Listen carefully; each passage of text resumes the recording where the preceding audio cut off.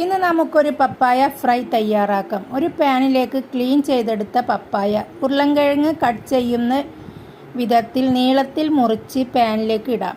ഇതിലേക്ക് 2 ടീസ്പൂൺ മുളക് പൊടി, 1/4 ടീസ്പൂൺ മഞ്ഞൾപ്പൊടി, 1/4 ടീസ്പൂൺ ഉപ്പ്, 1/4 teaspoon garam masala, 3 table spoon cornflour പൊടി,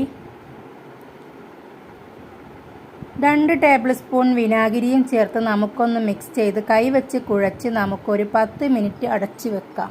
ഇനി നമുക്കൊരു പാനിലേക്ക് ആവശ്യത്തിന് വെളിച്ചെണ്ണ ഒഴിച്ചു കൊടുത്ത് അത് ചൂടായാൽ ഇതിലേക്ക് നമുക്ക് നമ്മുടെ പപ്പായ ഇട്ട് കൊടുക്കാം.